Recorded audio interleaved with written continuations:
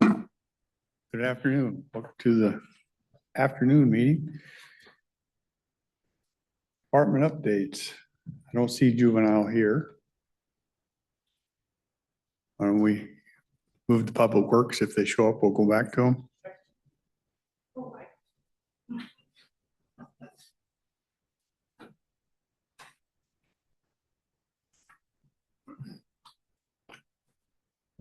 Good afternoon, Mike Moss, Public Services Director. We'd like to start our meeting today with executive session for 15 minutes for performance of a public employee.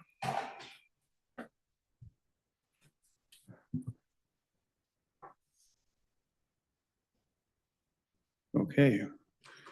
Executive session, performance of a public employee, 15 minutes.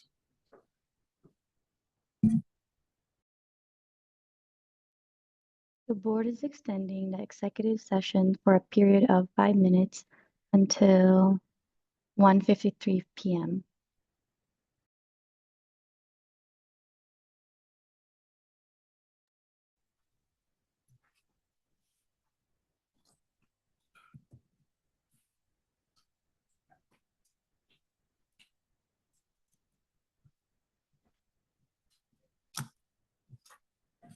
Okay, back from executive session, no decisions rendered. Turn it back over to Public Works. So good afternoon, Susan Genus, County Engineer. The first item we have on the list is the Barnes Drive emergency work. The contractor has moved in. They started digging down yesterday and we found a surprise fiber line. So they're working with the fiber company to get that addressed. But I'm surprised. Fiber people. They were on the opposite side of the road. So that's why they didn't get destroyed during the emergency. But we're working through that. They are working, still digging down. If this weather holds up, we'll be able to make good progress. So we are moving forward. Who's doing that for us? Castle Rock just asked me last night when I was at their meeting. Quigg Brothers? Quigg? Yes. They did the North Pacific Avenue half bridge and they did the Tower Road temporary bridge. So we've worked with them before and have been pleased with their work. So that's why we reached out to them. So any other questions about that? Would we figure 2.5, 3 weeks? 2.5, 3 weeks, yes, to get it filled up, and then it'll be timing of the asphalt plant to whether or not, we get it paved, or if we open up to local only in gravel. I told Castle Rock last night, I said maybe gravel for a while because we don't know in Lakeside. Right. And Paul told me they're opening up in a week or two. Yeah, they are running this week. Actually, they are running this week with jobs that they had backed up because they have enough and this beautiful weather. They are out this week, but we won't be filled back up by the end of this week, and we'll just wait for the next good window. They open up on good windows when they have 2 or 3 days and a bunch of jobs backed up. So. And we put ourselves on their radar. They know we'll be waiting in a few weeks. So the next item that I have is Brian Abbott fish barrier removal grant applications. So it is that season. So the Brian Abbott Fish Barrier Removal Board opens up their grants every 2 years and they fund them by a biennium. So they're opening up for the 27-29 biennium. So basically they need to be submitted by the end of this month. They evaluate them through August. The board makes a recommendation to the governor. Then it goes into the governor and the legislative budgets. And so then they're awarded. So it would be July of 27. So it's a long process. So we're bringing them to you today because as part of the process, we are required to sign a applicant authorization form, and we need to get those signed. These grants are due the 26th. So I was going to run through our projects and then ask for permission for the chairman to sign that resolution. Do you want the long story or the short story? I can give you whichever you want.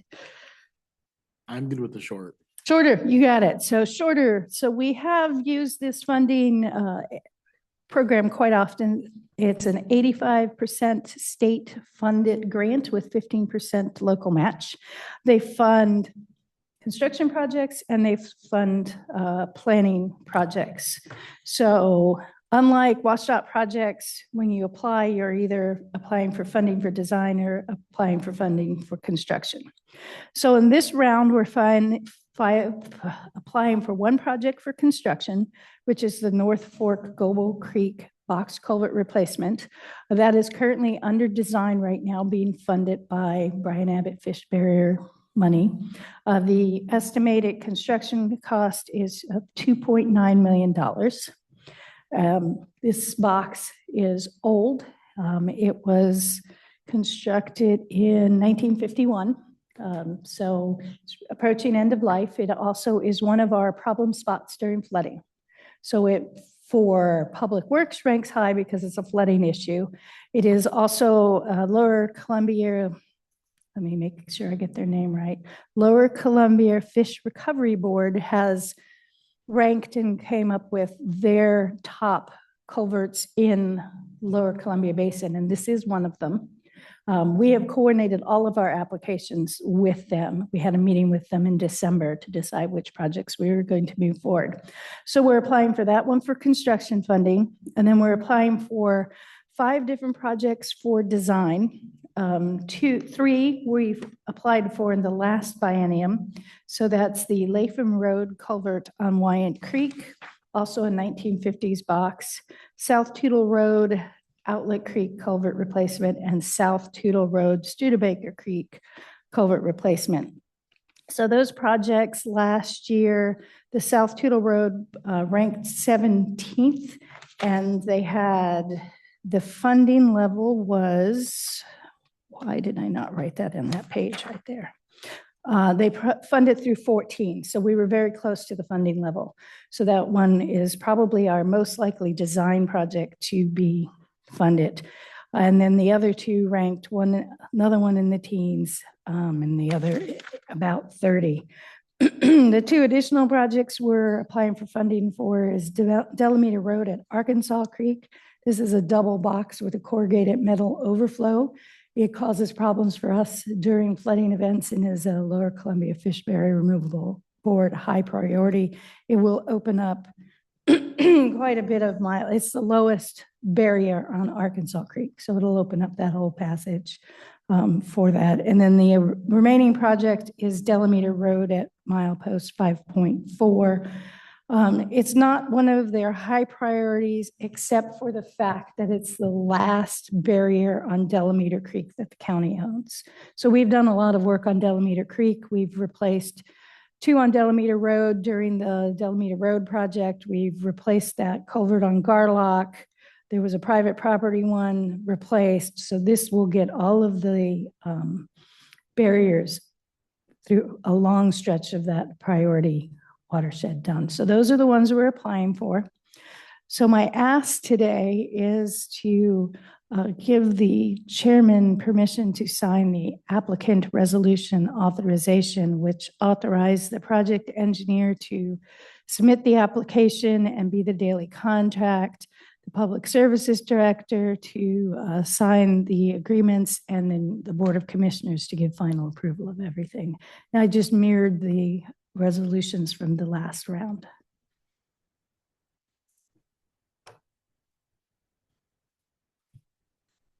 I'm good. I'm fine with that. All right, thank you.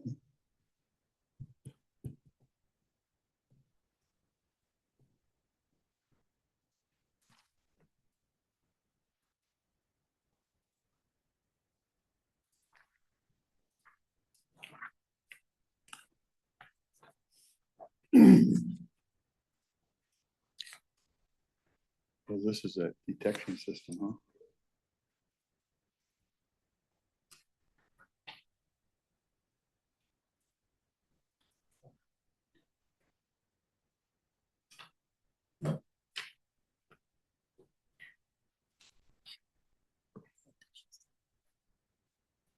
afternoon, Savannah Clement, Public Services. So in front of you, you have a Movitherm quote package as well as kind of a demo packet for you to review. And we've talked about this for quite a while. This is our one of our two approaches to fire detection at the landfill. The board's aware we have Pano, which is almost up and running and ready to go. And this is our second way of approaching potential fire and heat sources at the landfill on the active fill. And this is thermal imaging cameras and detection. And the reason that I'm kind of bringing it back again to the board is that it's a revised quote. I wanted to give you guys some more information on how the program works. But I also need board approval to purchase it because it is outside of the budgetary window. We had it in the budget for last year. And since Sean's here on the spot, I don't know if it rolled over into this year. Looks like a no. So we need to make that adjustment if the board approves it with the budget amendment process that I believe will be happening here in the next month or so. The total cost that we would like to request is actually it's about between 75,000 and 79,000. So we're going to go ahead and ask for the 79,000 price, which includes upgraded cameras. And it's actually there's two quotes here. One is for an upgraded camera, the 79,000. And one is for kind of the standard cameras of 74,400. So we are asking for the upgraded cameras, which is a difference of about $5,000. Where's the money Difference come between from the two to pay for this? cameras. Oh, go ahead. Oh, sorry. Sorry, one more time. What's the difference between the two cameras? What's the upgrade? Good question. So the more expensive camera actually has some AI features that will kind of when it looks at equipment that runs really hot, like our dozers, any normal thermal imaging could give an indication or alert like, hey, you reached this temperature, when actually it's our equipment kind of working together and working really hot. And so this will give the opportunity to have a clearer vision, better thermal detection, and that little AI, the AI component along with it. So it's kind of the latest and greatest. And we felt like for the price difference, it would be worth going that direction in our request. Okay. Yeah, this is, And sorry. Yeah. Where's the funding coming from for this? So it'd be coming out of solid waste. It's a capital purchase because it's over $50,000. It'd be coming from solid waste maintenance capital. Seeing a head nod. And again, it was budgeted previously, but we were not able to purchase it within last budget year.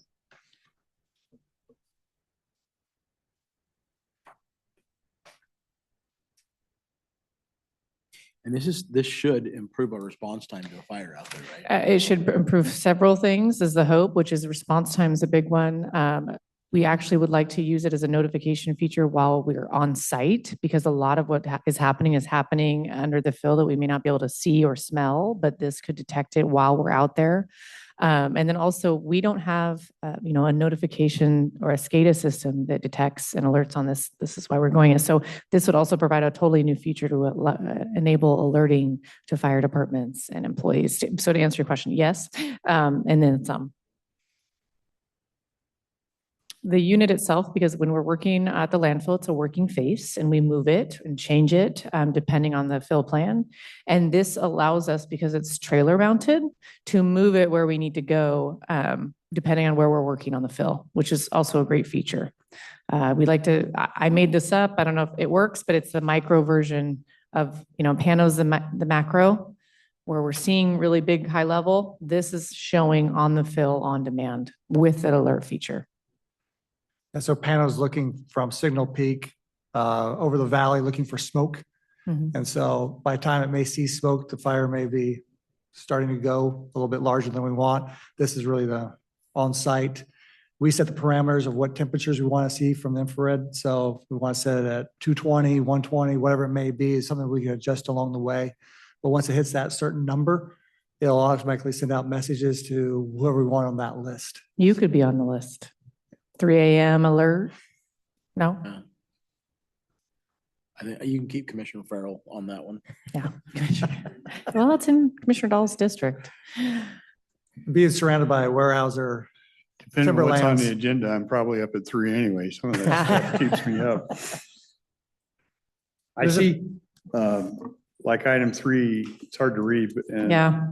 in item 9, they talk about integration and configuration. Is it standalone or does it have to run through our IT, or is it something they configure it and then you tap into it through your, Yes, through it's your deal? yes, it's cloud-based. They do Okay. have the on-prem like versions, but really including us, I think a lot of people are getting away from that. It's just a lot of work and it requires server space and all that jazz. So they maintain the server space and do all that stuff and Mhm. you're just tapping into it to read the Right. data. Right.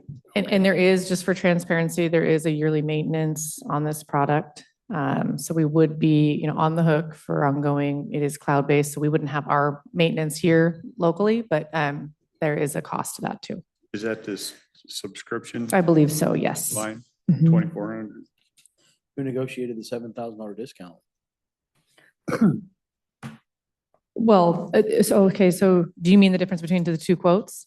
No, that's Oh. discount. No, it's- Line Oh. number 12. Who can I give credit to that on? I think that's the two of us in our last call. We just told them we weren't going to go forward with it as it was. And so they came back and sharpened their pencils a little bit.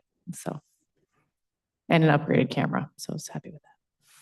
They're across the country at a lot of transfer stations, landfills. MRF and MRF facilities. facilities, compost sites. Some like Swanson Bark Field would be able to utilize something like this if they had it on site.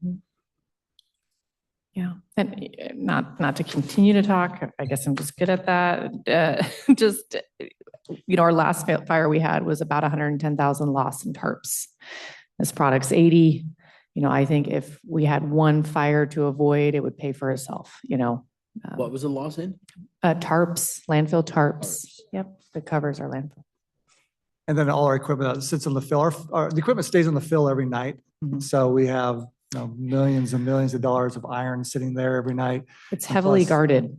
surrounded by Weyerhaeuser timberland. So one bad fire gets out of control, goes off the tarps. Next thing you know, we have a major fire. So it's a good insurance policy. We figured to have early detection to get the fire Mhm. department up there as fast as we possibly can. Between that and the water truck we bought last year Yep. at Pano, those are really the three-pronged approach we wanted to do for fire at the landfill, because you have fires at landfills. They're not a secret. We have fires every day in the summer at the landfill, mainly from batteries. Yes. And so staff stuffs them out during the evening, daytime, but sometimes after hours, they flare up and here we are. So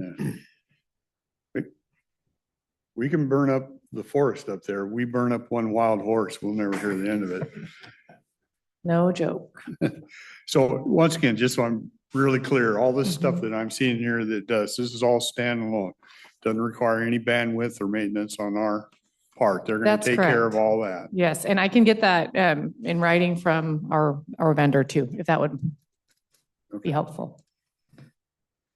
So how much this is an ongoing annual fees? The annual fee is ongoing, correct? As long as we maintain the alert features and the service of it. Is it Yes. just that cell service that's the annual fee? What else is on there that's, I can't read enough of this. Is it too light? 24. On the Is first that item number page, 5? 2,400. Yes, that's that subscription charge. The 1,400? It's that. 2,400, 2,400 a year.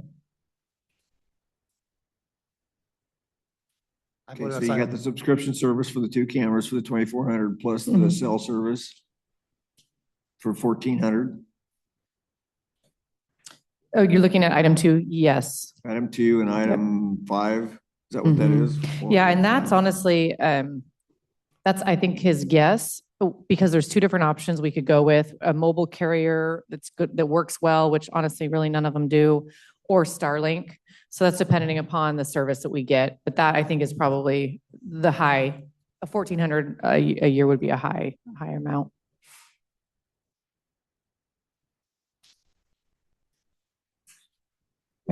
And chances are we'll probably do a Starlink just because our cell service is so poor at the Yeah. fill. And there'll be many times where right now we're the high point, but we're not always up there. We might be in a little crevasse for a while, for a year at a time where we don't have any service at all. And I think if we wanted to, we could take that off and do it ourselves. It's just it's a 5G service, a cellular service. So if we found a cheaper, better option that worked well for us, so could do a standalone off of this quote, we would do that as well. So we have options. So if this mobile trailer, you plan on moving it and watching where you're working at the time, so it's not Yes. gonna see where you've been, it's only gonna see where you are? That is correct. And that's why we have Pano as a backup. It will see, with the two cameras, I think it's 180 degrees, range and reach. But we have an entire landfill of, 10 cells that we're trying to also manage too. So that's where the Pano kind of comes in as a detection, backup detection. So I take it that burning off garbage is not a way to create more capacity for the landfill? It's really costly. And you got the horses. This won't be the last time. This will be going through that budget amendment process. So if there's other questions or you review it and things come up, I can look into the cellular plan piece and then also the ongoing maintenance and give some insurance. And it's on us and our subscription, not on our IT team. So that item 5, is that a monthly or is that an annual? It would be annual. Mhm. Okay. Yep, annual, and then the cell phone is the annual as well. So item 2 is cell phone, and then item 5 is the annual subscription.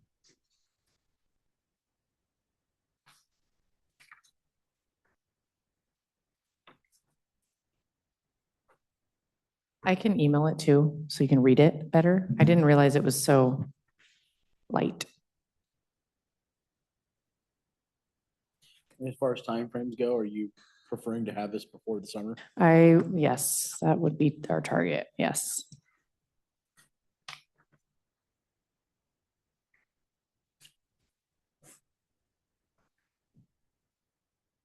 So just to clarify the ask for me, you want approval today, or you want us to tell you to go ahead and move forward and it gets approved through the budget amendment, or how do you want to handle it? What's your preference, Sean? He said yes. No? With the timing in, I know that a compactor has not arrived yet. There should be capacity in their fund, and we can add it on to the first budget amendment to take care of the budgeting on that as well. So if the board would like to approve it, there should be capacity until the first budget amendment's available. Okay, so if we motion and approve it today, we're all good. We have capacity to do that. There should be in the revenues. So what I'll do is I'll get you guys the electronic version and I'll answer a couple of those questions and then we'll look for it in the budget amendment. Okay. Anything else on that? Okay. You're next. Thank you. Do you guys have any miscellaneous items for Public Works before we move on to HHS? Let me ask a question. And it's kind of directed to my seatmates also.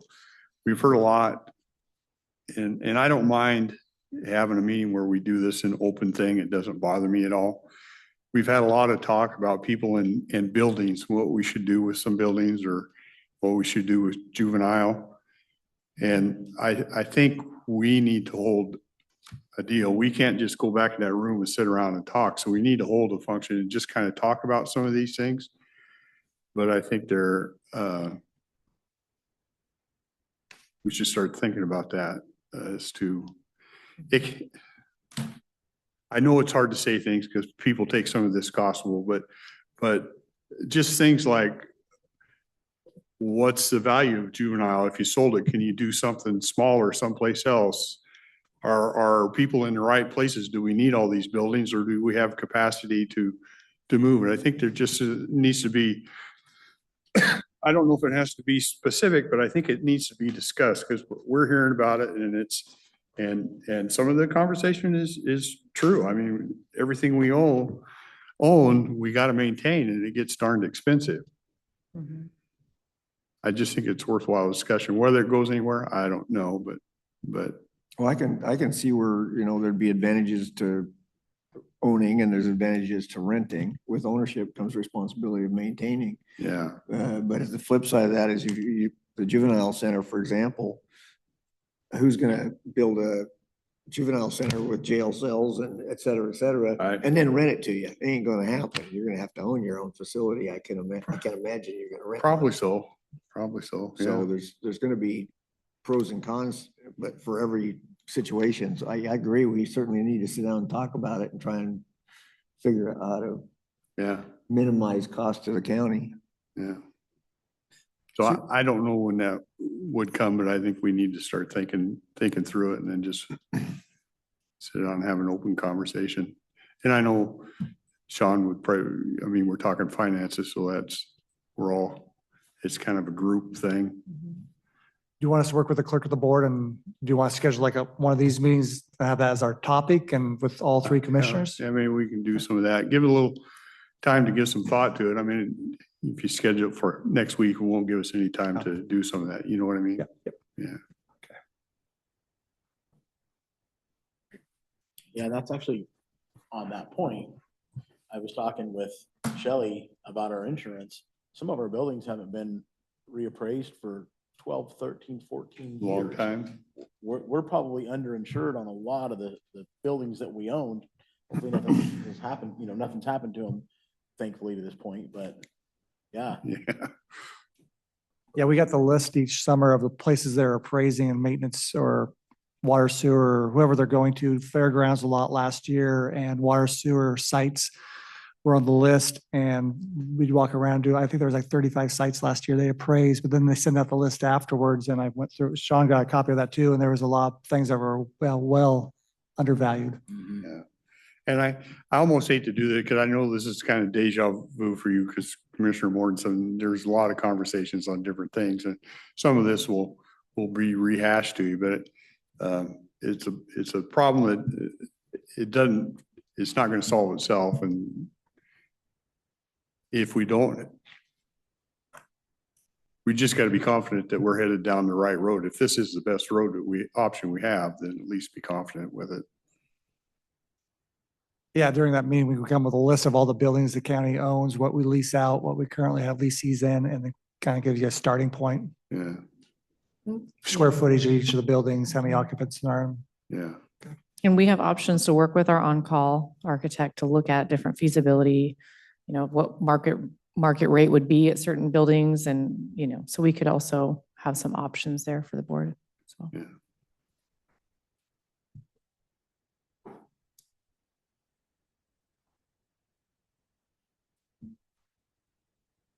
All good? Okay. Thank you.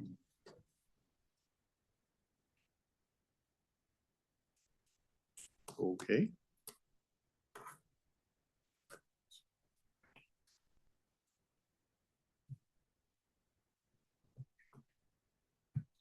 I see George is online. We can go back to department updates. Good afternoon. Good afternoon, Commissioners. How are you? Good. I know these meetings are somewhat new, I think, for this year. So I didn't know exactly what to expect, honestly. Having trouble hearing you. Let's see. Can you hear me now? I can hear you just enough. Just enough. I'm not sure what's going on here. Maybe in my technology. How about now? Same. Same. Mhm.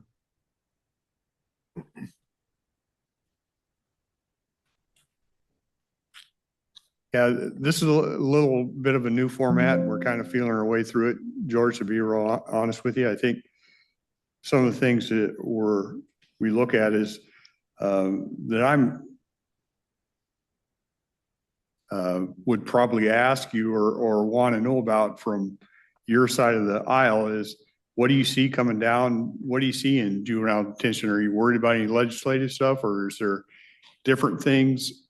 Are you seeing new ways of doing things? Those type of things out there that you would probably know that we probably wouldn't. That's out in the market. Yeah, absolutely. I'm not sure what the volume looks like on your end. Can you hear me well? I'm having issues on my end with it. I can let you know from the legislative point of view, I am part of our Juvenile Court Administrators Association Legislative Committee. Well aware of the new session that just started on Monday. It's a short session. And what has me worried is that Olympia has $0. They have no money to work with. And my concern is that there's going to be a couple unfunded mandates to the counties, especially at the local level too for juveniles. I know that there's at least one bill, massive bill, kind of juvenile justice reform type of bill that is amending about 19 RCWs that I can count. It's a long bill. I haven't read it entirely. But some of the pieces of that bill are concerning. So I can give you an example. They are trying to have mid-sentence reviews for juveniles that are sentenced to a juvenile rehabilitation center like Green Hill or Echo Glen. The assumption there is that they would like judges to have a little bit more discretion in terms of sentencing and then potentially changing that sentence somewhere during their mid-sentence of a juvenile, which implies that maybe the court got it wrong in the first place. And why that could be concerning is that you're now adding more hearings to everybody who's involved, from victims to judges to OPD to the PA's office, everyone that's involved in it who is a party to that case. At some point, they're going to have to get it together on a hearing to have this mid-sentence review hearing. So obviously, each party's going to want to be heard about it. I'm sure victims are going to want to be heard during that time. So what that does is just adds more court time, you know. And so we hear loud and clear that OPD has a shortage of attorneys. I'm sure the prosecutor also has a shortage of attorneys.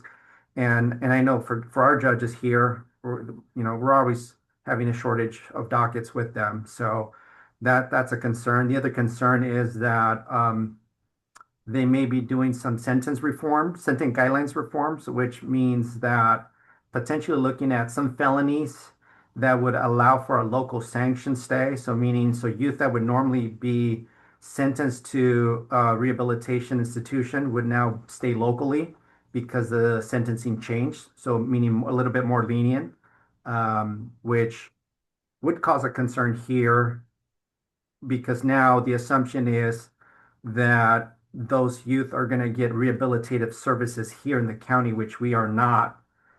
We don't have the infrastructure for that. Our detention facility is a 30-day stay. It's short. It's a short stay. We don't do rehabilitative type services. And so who is going to be picking up those pieces of the rehabilitative piece for these juveniles? I think fundamentally speaking, I don't want it to switch essentially the statutorily task of the state to be shifted to the counties. So there's some bills there that are concerning. I can certainly send you a list of some of those. But my biggest concern is the Olympia has no money and they're going to be shifting unfunded mandates to the counties at the county level. So right now the state takes care of the rehabilitation centers or whatever you want to call them. And the fear is they're doing some reform in there and that they would shift that responsibility from the state to the county. To the Kind of county. like what they're doing with Western State and Eastern. Yeah, and I think the attempt there is to deal with the overcrowding issues they've had at Green Hill. But the overcrowding that happened at Green Hill was as a result of the legislature changing some of the laws that allowed 18 to 25-year-olds to remain in juvenile rehabilitation and not be transferred to DOC. So they created that problem. Olympia created that problem, and now they don't want to face that issue. And so instead of facing that issue, they say, well, how do we reduce the amount of youth actually going to the institutions that are overcrowded? And so one idea is to lower the sentencing, which would mean that these youth would stay locally in our community. And that's concerning. So since they've allowed 18 to 25-year-olds, I think it is, to Mhm. remain in Green Hill, would you make the case that if we had, that we could see that in our local juvenile centers too? No, not here. So that 18 to 25 legislation essentially allowed the state to have those individuals that are between those ages 18 to 25 that have had long sentences to remain in a juvenile institution like Green Hill. Really, it would be only Green Hill because Echo Glen is mainly reserved for a younger population. And Okay, so Green Hill is the only institution right now in the whole state of Washington that can take 18 to 25. Now they opened a facility over in Aberdeen to allow anyone who's 18 years and older to transfer from Green Hill to the new facility. But that facility in Aberdeen, the name escapes me. But it I think the bed space was only about 24 bed spaces, which didn't really help the issue of the overcrowding at Green Hill. Yeah, we wouldn't take anyone who's, 18 years of age or older.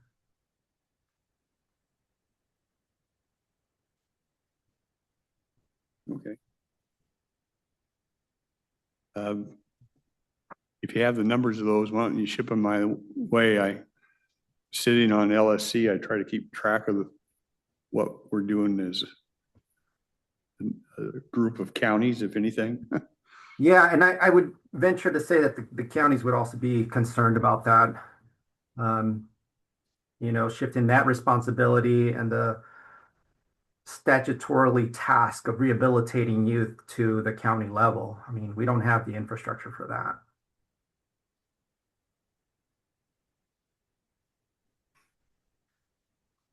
If that passes, you got to think that with the email that we got from Wasack and from Doug with the Supreme Court saying, yeah, the counties can sue you for more money for your, Yeah, attorneys. The number of indigent attorneys we have to have, this would, you'd think would fall into the same category. yeah. Yeah, and that's, the legislative session just started this Monday, so Yeah. I haven't checked the latest bills that are going in there and to see what concerns we may have. Yeah, they're just getting warmed up, George. That's what I'm afraid of. Yeah. That and that they have no money, so they're going to want somebody else to pay for that. Yes, they are. Yeah, I guess the other thing I know that may be on your radar. I know we're trying to do our best here with not having the cleaning services anymore in that contract, but we're waiting on supplies to do our part on our end here. I know that we reported that our supplies essentially were taken by CLX team or whatever the company is, that they took all the equipment, which to my knowledge belongs to the county, including two vacuums that we had bought out of our budget. So Amanda, did you send an email out about You're that? aware of it? Okay.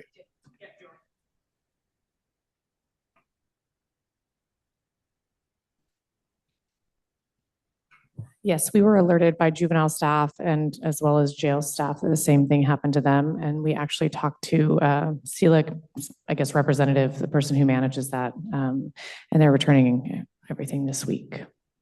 So Mike stepped out, but he was coordinating that with them. So Okay.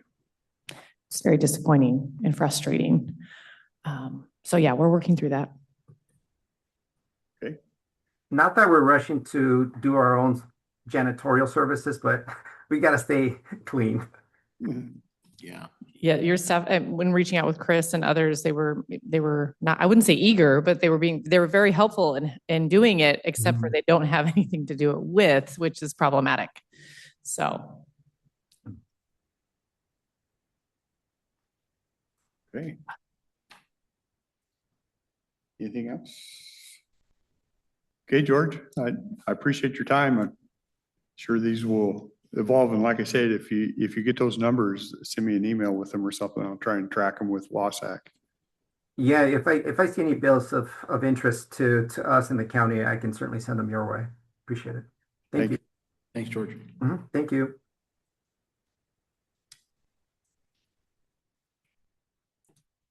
HHS.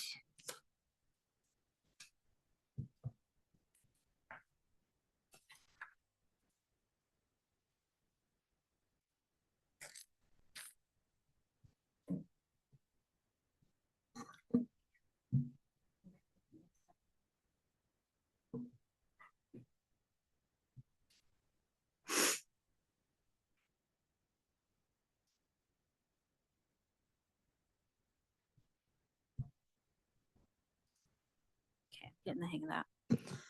Okay, Gina James, Health and Human Services. Just wanted to take an opportunity to touch base on our advisory boards that we staff. So we have 2 advisory boards with Health and Human Services. So we're going to talk about both of them and probably end up talking about the budget and funding a little bit here as we go along. So I'm going to first touch on the Homeless Housing Task Force. So with the task force and what I have listed there on the slide is kind of in statute, the purpose of the Homeless Housing Task Force, which is to create a homeless housing task force to develop a 5-year homeless housing plan. So we recently have gone through that process. Some discussion we've had at our last task force meeting was about what the future of this task force looks like. I sent out a brief survey to the task force members, just getting their input on both meeting frequency was kind of the primary question, was moving forward, how often do you think, the task force should meet? And then I also asked if you suggest we meet quarterly or continue with once a month, what do you envision the purpose of these meetings to be? So I asked them those questions. We currently have 12 members, 11 of them responded, and that's what you see on the screen here is their responses to those questions. So most folks suggested to transition to quarterly meetings, and then some of the comments about what they envisioned the meetings to look like were around plan implementation, following up with current local plans or making adjustments as needed with the local plan, observe and evaluate the homeless situation and see if we have recommendations for the cities or the county, and talking about service providers and what service providers are doing. So those were some of the comments about quarterly meetings and what the purpose of those meetings would be. We also had, 2 members suggest transitioning to an ad hoc committee and just meeting as needed. And then 2 other members saying our work is done, we could dissolve the task force. So I wanted to share those results, but also touch base and kind of see if the board has any thoughts or feedback on the task force and the purpose moving forward. They had sort of asked me to connect with you because, a couple of the members said, well, what does the board think we should be doing? And so I wanted to just kind of get some information out and maybe have a brief discussion about what that looks like. I think from my perspective, I wouldn't have any issue, we could certainly do either any of these options, ad hoc, where we just call up the meeting as needed if we need to make adjustments.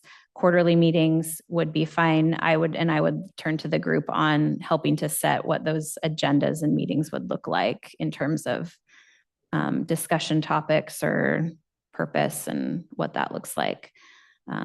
So pause there for a second, see if there's some initial thoughts from you on what that looks like. And we don't have to make, any decisions today. I just wanted to start discussion on it and kind of get your wheels turning a little bit about what that looks like. The one who said other, was there a suggestion that went with that? So The one that said other didn't give a suggestion on meeting frequency. They just put a comment that said, see what needs to be done to use the homeless pods on Oregon Way. So you're talking about the pallet homes. So after you sent this out, I thought about what the purpose of the task force is and what it would be needed for. With the new Longview City Council, and they're now, I understand they're gonna start looking at reopening Hope Village. What role does the task force play in situations like that, if any? Where we're the pod houses and that kind of stuff? None. None whatsoever. No, that has really been a project of just the city. The city could, and we saw this before, they could ask the county for funding support or something like that. But the task force doesn't have a role in that, or what the city is doing or trying to make decisions on. We've had just a little bit of conversation on that.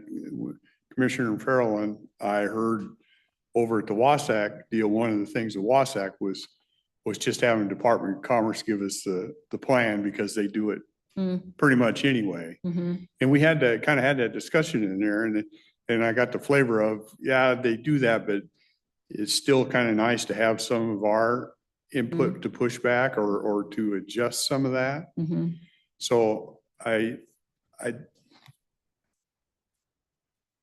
don't know about total elimination. I don't know how much power they have, but if it leaves us a vehicle to try and say something to Commerce that we want to do it this way or have some say, it's probably warrants having it.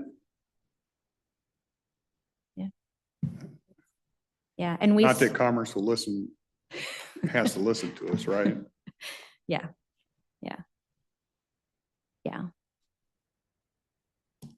That is the vessel, we've used for that collective feedback to Commerce in the past.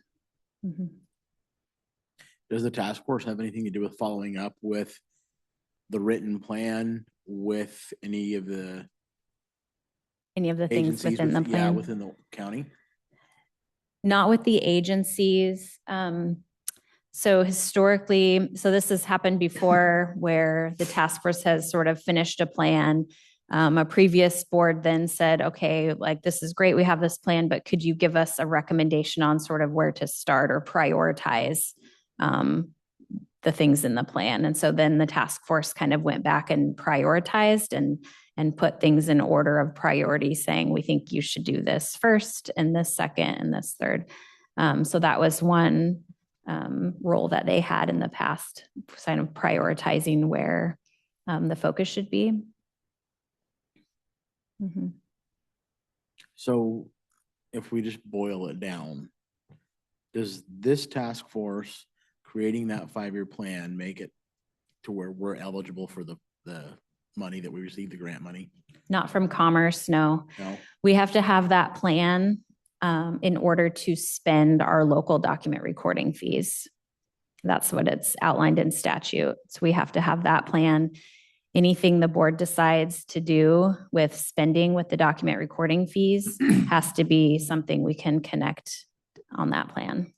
So that's why you're saying if Longview asked for money through the document recording fees, it would have to be in coordination with that plan. Yes. It has to. Okay. Yes.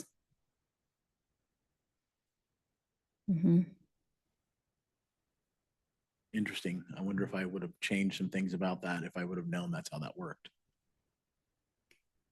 We can make changes to that plan whenever we want. I mean, it's really can be a working document. So if at any point we want to take a look and make additional changes, we could do that.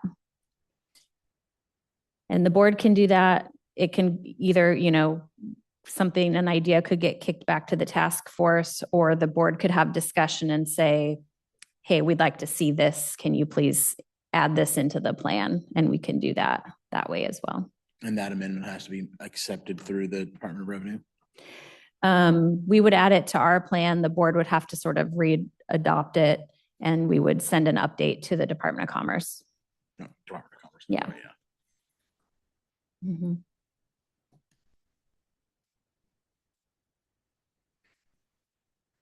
What do you think? I mean, do you get up and go, oh geez, I have to deal with this thing again? I'd rather just send it to me, or what do you think? I mean, is it time consuming Yeah. and worth your time, or is it just a drain on your time? I mean, I would say at this point with the plan, the work on the plan done, no more than quarterly. Quarterly meetings, like I said, I would look to the group then to help determine what those agendas would look like, and what the discussion will be for those meetings. I wouldn't be opposed either to doing an ad hoc style, because that leaves the door open to call a meeting whenever needed, right? You could just schedule a meeting whenever needed, but you wouldn't have the meeting set and wouldn't, have a meeting just to have a meeting. So I'm open to either option. And I can take that back to the group as well. If I just narrow it down to those two and say, okay, this is what we're looking at and kind of get their feedback that way. So I would be okay with either one.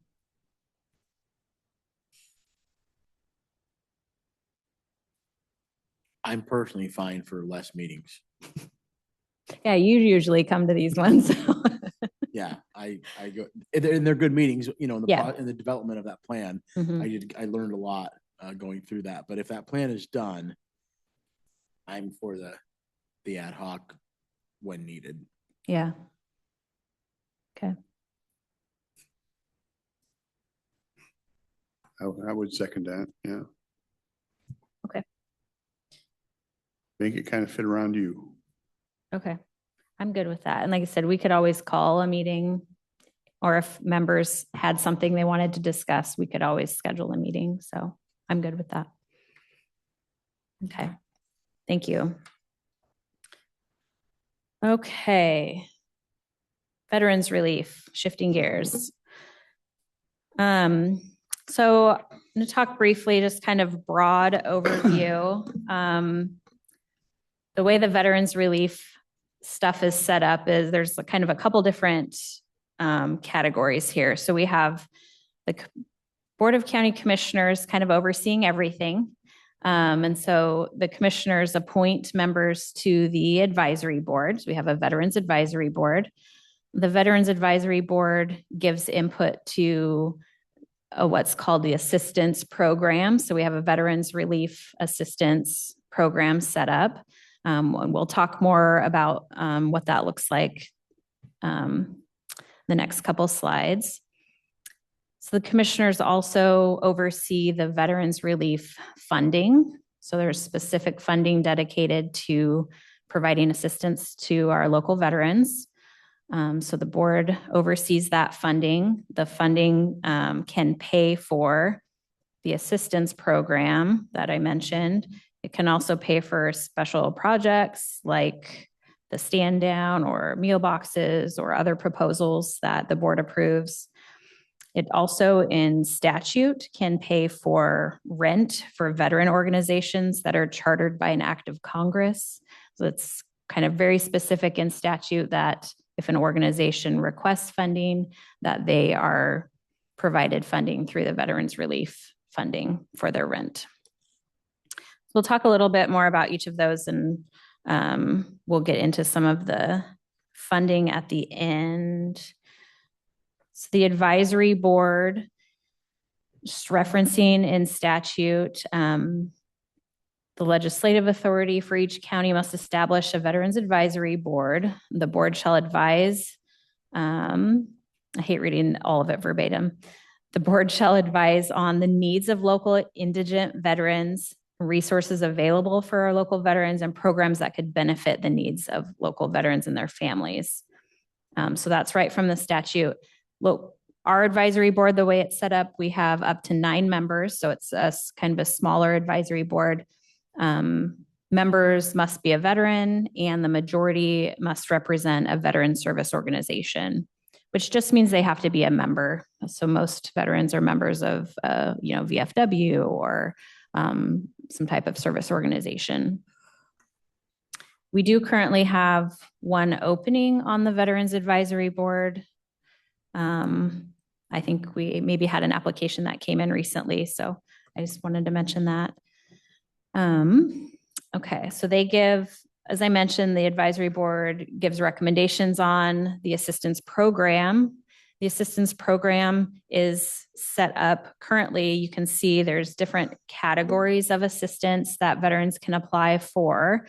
The range, it's anything, kind of covers a variety of needs. You can see, and that's the list there on the right-hand side is the different categories. We most often get requests for death expenses, for food, for rent, and miscellaneous items, which would be things like emergency car repair, maybe a pair of work boots or something like that that doesn't fit into the other categories. A couple of the categories we have available but have never received a request for assistance for: school supplies and tuition, natural disaster, and medical. We've not received any requests for those, so you won't find those in the chart anywhere. If you're looking for the yellow, you won't find it. So that's the categories of assistance. The way that it's set up is that we have the advisory board helps us determine and gives recommendations on the amount of assistance that individuals can apply for. So there's a dollar amount connected to these assistance categories that's outlined in our policies and procedures. Often it's a request that's, you can access rent one time in a 12-month period. There's kind of those parameters set on it as well. So the advisory board gives suggestions and recommendations on what that should look like.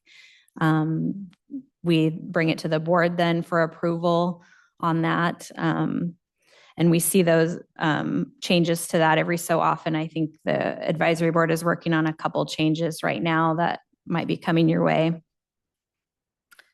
Veterans access the assistance by connecting with, there's a couple service organizations that we work with through an MOU agreement where they meet with the veteran, fill out the applications.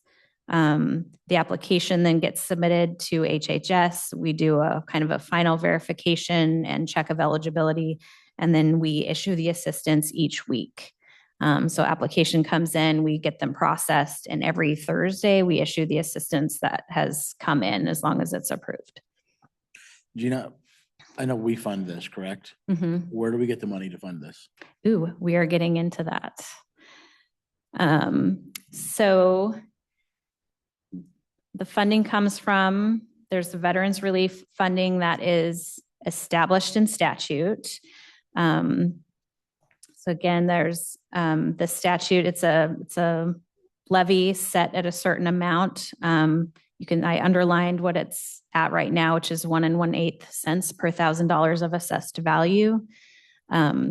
There's a higher cap in the statute as well, but we're currently collecting the lowest allowable, the minimum that's allowed in statute for the Veterans Assistance Fund. So the Veterans Assistance Fund is used to pay for what I'm talking about as the Veterans Assistance Program for those assistance categories.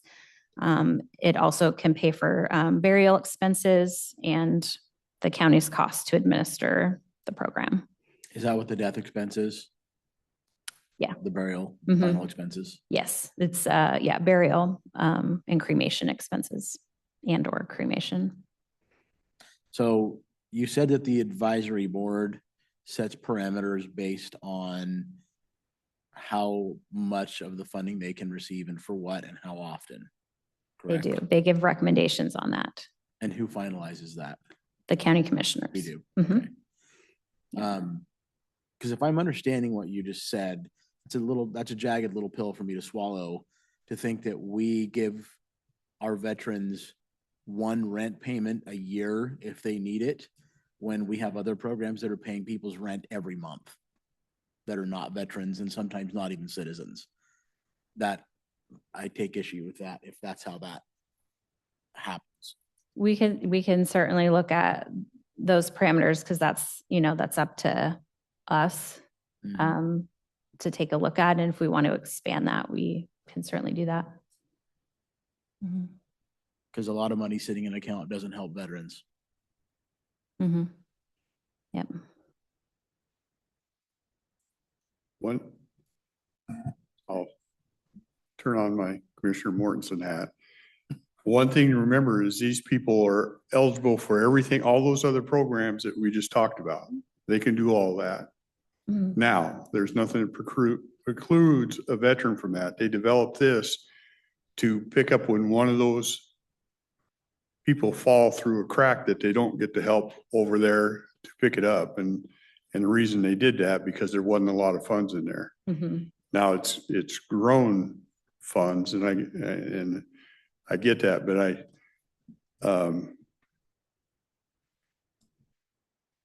is it really help if we transfer them from this program to this program? Are we helping it? It's just, to me, it's just status quo. So now they get, if we just use that example, they get every month's worth of rent from us, not from over here. Mhm. So I don't know we're moving them forward. So I think we just have to keep that in mind, that they're not excluded from any other program. This is trying to help them when they fall through a crack in one of those programs that we can step in and say, hey, veteran needs this. Yeah. Now, I'm not a fan of having a huge fund in here. There was times when they didn't have any money. Mhm. But when I think of helping, I try to look at it maybe a more grandiose, like Tunnels to Tower, that puts some of these, redoes a house for a disabled veteran or does something of that nature that actually moves them forward instead of status quo. So that's just a little bit of how I kind of look at it. While I don't, seeing it sit there doesn't give me warm and fuzzies. Mhm. I just don't want to spend it for same thing that's already being spent, I guess is what I'm trying to say. Sure. Yeah. And that's a good point that, all of the other mainstream services that are available are also available to the veterans who are accessing this funding. One of the reasons we work with the service organizations to do the applications is because they also are in tune with the veterans VA assistance and can look and check and help them qualify for any VA benefits that they may be eligible for. And so that's part of the reason why we like to have that initial contact with those organizations so that they can do that piece of checking other resources, other benefits, if there's VA services that they're not accessing that they could, and help get them connected to those resources as well. And to one of your other points about the funding, as we'll look at here, we haven't always had that much funding in the account. And when we look at, what comes in each year, we do have to, be thoughtful about how we spend and what we approve for spending so that we can kind of maximize the assistance in that way. Because, we get, what do we get? 200, just under 200,000 a year, right around there, that comes in revenue for the assistance, which isn't, it's a good amount, it's a good chunk. If we start paying a lot of people's rent every month, then it will, burn through that pretty quickly. So I did want to talk a little bit about the funding, because we have had some brief conversations about, just having discussion about what options are there. I sent a more detailed fund balance in email. I do have a hard copy if anyone would like a hard copy to look at in front of you. Does anyone want one now? I Okay. do. I did have a couple of questions Yeah. about it, if you can hand them out. So the veterans, this fund then is not just something that they still have access to those other resources available to them. This is just kind of above and beyond that for veterans.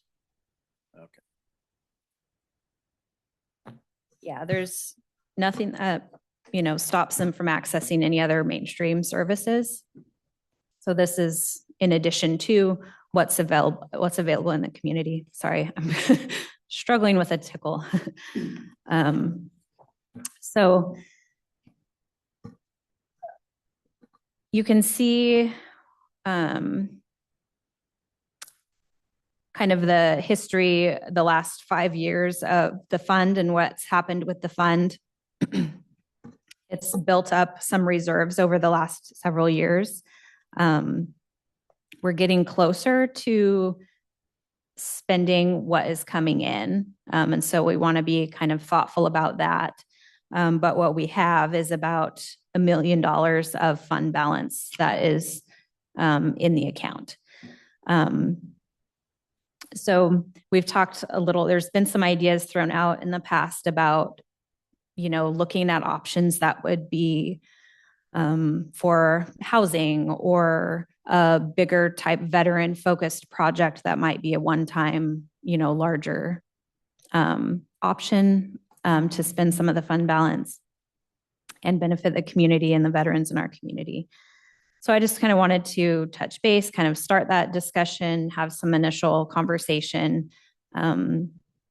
As a heads up, I think the advisory board will be making a recommendation about using some of that funding for a position to either for the county to hire or for a contract agency to hire a position that's sort of a full-time dedicated person to help complete applications.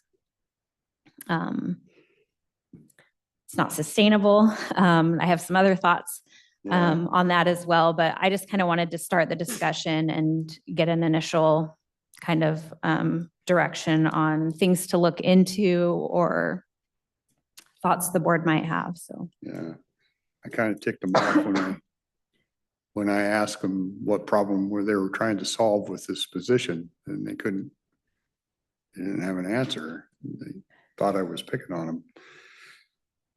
I don't know. We probably all have different thoughts. I'd like to see it used in a way that it actually moves somebody forward. Like we have roughly 8,800 veterans, it looks like, when census data is kind of gives a range, but we're kind of around 8,800 in Calais County, and they're probably, I don't know what the mixture is between younger veterans and older. My guess is that the ones that we see are the olders, because the youngers are probably working a job or doing something. And I don't know how many would be considered disabled that you could help, but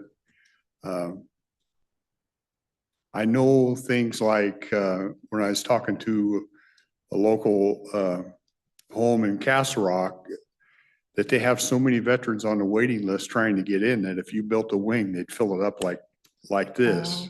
Those type of things. mm-hmm. Those things I know are out there, but I don't know how to use some of this to try and help fix some of that.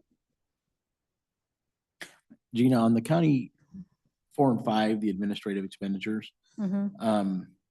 the auditor expenditure stayed pretty steady, but the project administration staff and stuff that was on an upward trend, and so were the assistance programs. It went from in 2021, 27,000, 35,000, 59,000, 104,000, and 142,000. Is that because we had that many more veterans accessing services, or did we loosen the guidelines as far as giving money out? Yeah, so I think we've seen our number of veterans going up, but we've also had increases to the assistance amounts. So that, makes that assistance number go up as well. When we used to have $250 for food, now it's $400. So on the administrative, in that, the one that the chairman was referring to, is that on the administrative staff that they're wanting another position for, or wanting the position for? yes. Yeah, for the purpose of completing applications with veterans.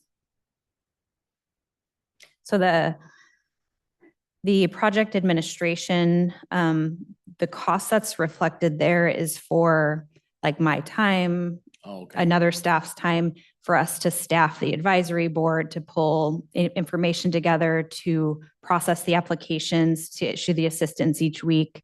That's the cost for doing the work we're currently doing. So the position is merely administrative. It's not helping people get stuff forward, as the chairman referred to, giving the money to the veterans to helping them in their situations. Right. So what we're doing now is what you just said. It's that administration work. The advisory board recommendation, sorry, I'm struggling, for a staff is, would be to meet with veterans directly and help them complete applications. So it would be a little bit different in that sense. But that's what the posts do. That's what the posts do now. Right. Yes. And I kept trying to find out who we missing that this other person did pick up, and I couldn't get an answer. They just got kind of angry at me. Right. Right now it's a volunteer basis. Yeah. Yes, Kelly. Sorry. Take a couple seconds. I know. I wonder if those, you know, and I noticed that too, that in 24 and 25, it increased. I know they increased some of the limits on there, but that was also in 24, the first year, we allowed them to do a stand down, what they call a stand down in 24 and 25. And I wonder if it brought more awareness to the public. So I think if so. it did, that's probably a good thing, right? Yeah, I know they were promoting the relief assistance at the stand down and helping individuals connect to it there. So, yeah. So there might be a connection there. I don't know for sure, but. Yeah.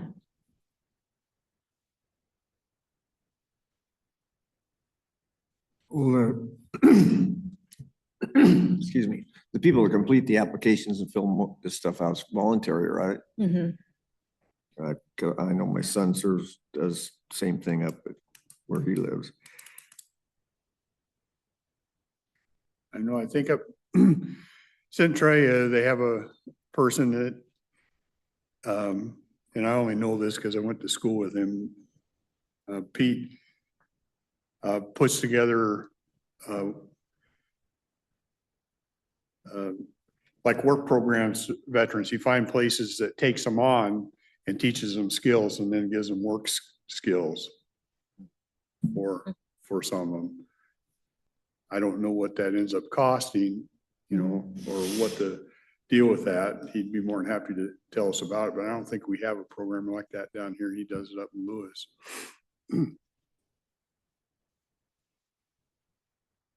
You know, Gene, I have no issues trying to help. I have no, I see veterans and elderly people. I don't have any issues trying to help others. I just want to, if we're going to help, I know, and I said it earlier today, if we're just sustaining a lifestyle, I'm not sure that's doing much good. If we're helping moving them forward, then I can get pretty much behind that. If we can find things that help move some of these people forward, I think that's a positive. Yeah.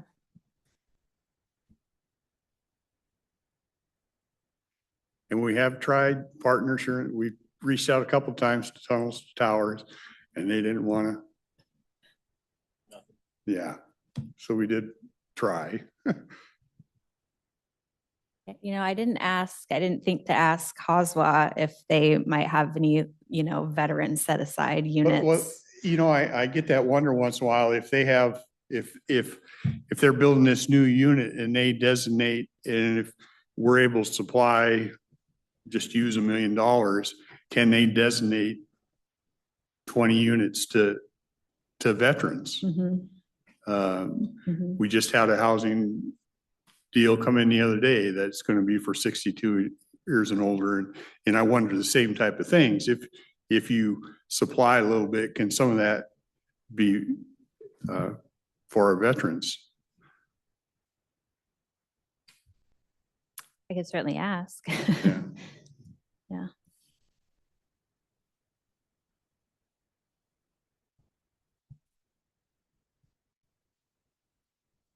I think it's more than reasonable to ask that. I think so too. And I really have nothing against the person that wants the salary. But I think you see the writing on the wall as well as I do. That'll last for a few years and then it'll be gone and you're right back to square one. And it doesn't seem like we've gained anything. Yeah, I mean, it's certainly not sustainable Yeah, to, to forever fund something like that. yeah. And we're happy to look at other ways that we can increase the access.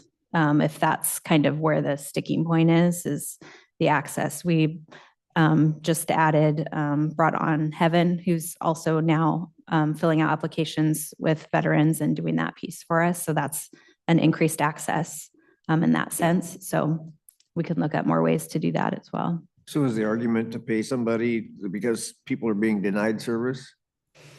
I mean, I think there's a little bit of frustration with the hours that the service organizations hold. So, we're primarily talking about volunteer run organizations. And so that the hours are hit and miss. So some are open, 3 days a week from 10 to 2, for example, or only available by phone appointment. So you call and schedule something with an individual. So I think there's a little bit of frustration about the hours of operation with some of the points. Yeah. So. I'll be honest with you, the best argument I heard them have for it, or the most repeated argument is other counties, the state says we can do this and other counties have this person. And so then my question is, okay, then they must show numbers that shows that it's helped and I don't have any numbers. It's more of my personal impression is more of a cool idea. They want to do it, but we don't really know why we want to do it, but And we there's want to do it. But some, we have this money, doggone it, and we need to do it. and some counties have grant funding that is specific to funding a VSO position, separate from their veterans relief funding. So I think Lewis County is that way where That doesn't actually take from their fund. right. They have a grant that is specific to funding that position. So, and I know a couple counties are that way. I think are eligible if your population is so small. So, Gotcha. yeah. well, how many volunteers do they have and how many applications are they processing a year? Oh gosh, we just ran numbers on that too.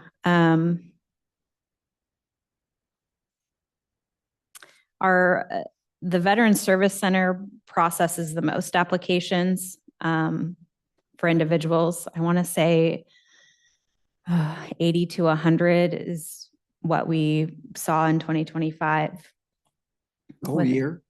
Mhm. And Applications. how many volunteers taking applications? Or Oh. filling those out or however that works? Yeah, we have, I want to say 12 to 15, we call them screeners. 12 to 15 individuals Okay. who are familiar with the process and eligibility and all of that. How long does it take for somebody to screen somebody and fill out the information and get it through the process? It's pretty brief. There's an application that gets filled out. There's certain documentation, depending on the assistance they're requesting, that may have to be submitted. Proof of veteran status is, one thing. So sometimes things like that can hold it up, but it's fairly quick and straightforward if all the information is there. So now, let me repeat back and make sure I'm not fumbling with numbers here. 12 to 15, 80 applications last year. So Out of one of them. even at 10 people and 80 applications, that's only 8 a year that somebody processed, roughly. Roughly, yeah. I'll get some better numbers for you because I know I'm just trying to remember off the top of my head, but Are these volunteers on such a restricted schedule that it's difficult for somebody to access somebody to get that help? So we've not heard that from the service organizations, but some members of the advisory board have shared that, they've heard from veterans that it's hard to access to get an application done because of the hours, the limited hours. And that's the justification to have a paid assistant to do this? And is that gonna change the hours if they're available to have one person who's paid and 12 to 15 who aren't? Right. So I think the thought behind a full-time staff person would be that they're available, 9 to 5, Monday through Friday, versus limited hours that are either, Monday and Wednesday, or you have to just call or something like that.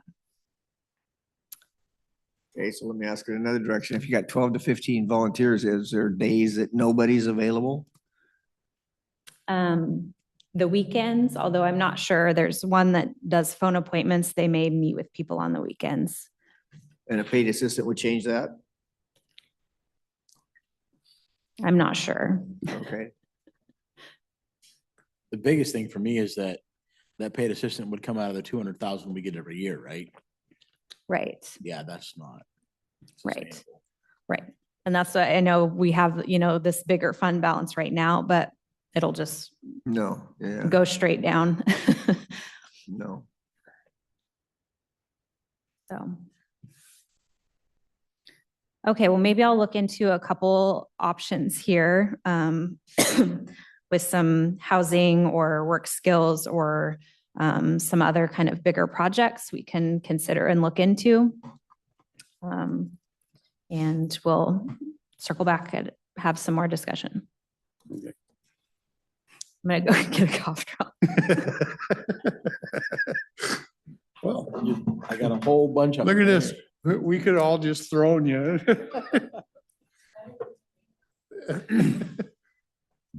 Okay, Gina, thanks.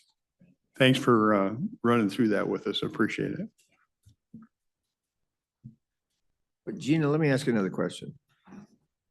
On the assistance program numbers I'm looking at for it to change so drastically in 5 years, is that we've got that many more veterans in the county, or what accounts for that to be death expenses 4 times what it was in 2021? Food, I can understand that one going crazy. Yeah, so 21 and 22 were kind of odd. We were still kind of working out of COVID and the access was really limited then.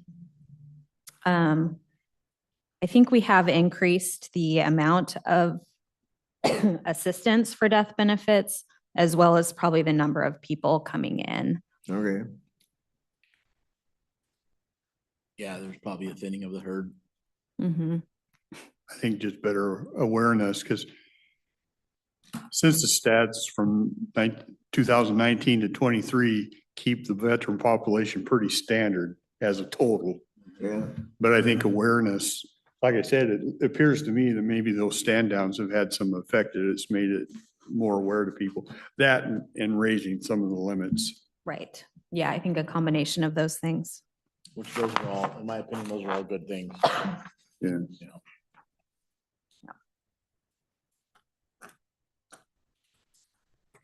Okay, Thank you. thank you. Thank you. Sorry we didn't offer that. We should have offered it earlier. I'm sorry. I forgot about it. I just looked, I'm like, oh, I got cough drops in there. We could all thrown, and the paper said, look, they're throwing things at her. Jessica.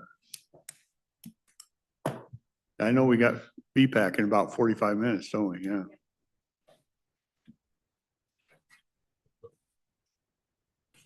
I was going to say good morning, but good afternoon. Yeah. I'm normally here in the mornings. Jessica Moran, Human Resources. I have one request from Building and Planning. They filled their assistant planner with an internal candidate, so they're requesting to now fill his position, which is the planning specialist / coordinator position.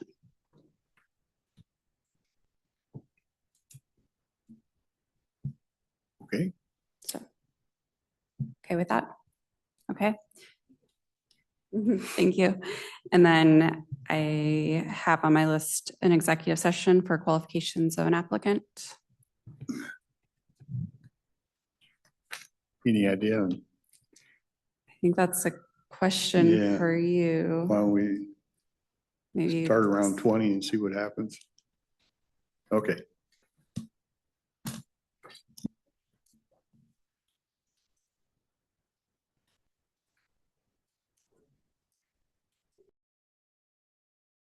Okay, back from executive. No decisions rendered. I think we're at the end of the day. We will adjourn.